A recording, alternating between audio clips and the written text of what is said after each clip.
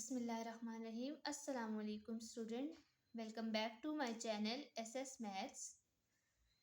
आज मैं class 9 mathematics की एक्सरसाइज 1.1 का क्वेश्चन नंबर 3 डिस्कस करूंगी। क्वेश्चन नंबर 1 एंड 2 ऑलरेडी मैं डिस्कस कर चुकी हूँ, जो आप प्ले लिस्ट से वॉच कर सकते हैं।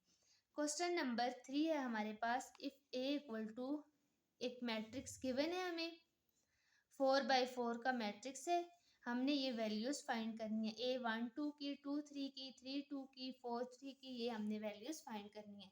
तो इसके लिए हमें एक जनरल मैट्रिक्स से कंपेयर करना पड़ेगा, इस मैट्रिक्स को हमें वो समझना पड़ेगा। तो जनरल मैट्रिक्स हम लेते हैं A 4x4 का, 4 रोज हैं जिसमें और 4 ही कॉलम है। तो ये फर्स्ट रो फर्स्ट कॉलम होता है, ये होता है हमारे पास A11। First row second column A12, A13, फिर इसके बाद थ्री कॉलम है इसमें, A13। इसी तरह से अब सेकंड रो है, फर्स्ट कॉलम है A21, A22, A23, A31, A32, A33, A41, A42, A43। अब हम इस मैट्रिक्स को जब इस गिवन ए मैट्रिक्स के साथ कंपेयर करते हैं तो हम A12, 2, 3 इन सब की वैल्यूज इजीली फाइंड कर सकते हैं। अब देखिए A12, इस मैट्रिक्स में A12 कहाँ पे आ रहा है? फर्स्ट रो में, सेकंड कॉलम में, फर्स्ट रो सेकंड कॉलम। तो A12 की वैल्यू हमारे पास क्या है? 2। इसका आंसर क्या है हमारे पास? 2। अब इसी तरह से A23, A23 ये आ रहा है सेकंड रो थर्ड कॉलम में। सेकंड रो थर्ड कॉलम में हमारे पास वैल्यू आ रही है 0। इसका मतलब है A23 की वैल्यू हमारे पास है 0। इसी तरह से अब हम A32 देखते हैं। A32 हमारे पास है थर्ड रो में सेकंड कॉलम में। थर्ड रो सेकंड कॉलम में वैल्यू है हमारे पास 1। A32 की वैल्यू आ रही है 1। अच्छा, अब हम A43 जो है वो 4 रो में थर्ड कॉलम में आ रही है। तो A43, 1, 2, 3, 4 रो थर्ड कॉलम 6। A43 की क्या वैल्यू आ गई? 6। A13 ये आ रहा है फर्स्ट रो थर्ड कॉलम में, फर्स्ट रो थर्ड कॉलम -4।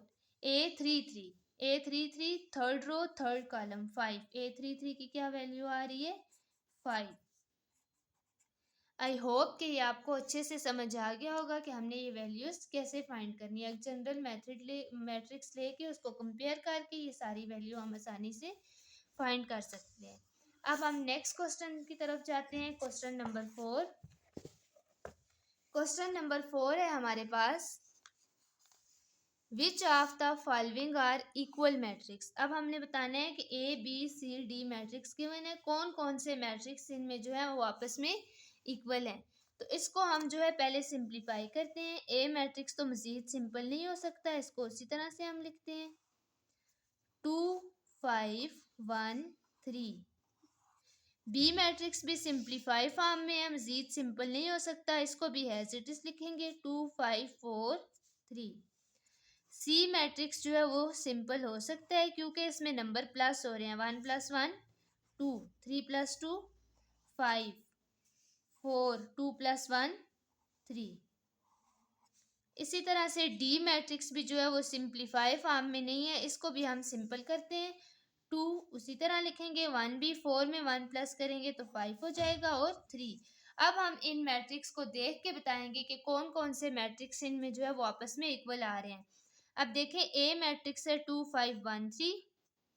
अब इसमें 2, 5, 1, 3। डी मैट्रिक्स भी क्या है? 2, 5, 1, 3। इसका मतलब है ए और डी मैट्रिक्स क्या है? इक्वल है। मैट्रिक्स ए इक्वल है मैट्रिक्स डी के। एंड अब बी देखें, बी मैट्रिक्स है 2, 5, 4, 3 और सी मैट्रिक्स है 2, 5, 4, 3। ये दोनों मैट्रिक्स भी आपस में क्या है? इक्वल है। एंड मैट्रिक्स सी जो है वो इक्वल है मैट्रिक्स डी के। I hope you will understand. इंशाल्लाह मिलते हैं नेक्स्ट वीडियो में, तब तक के लिए अल्लाह हाफिज़।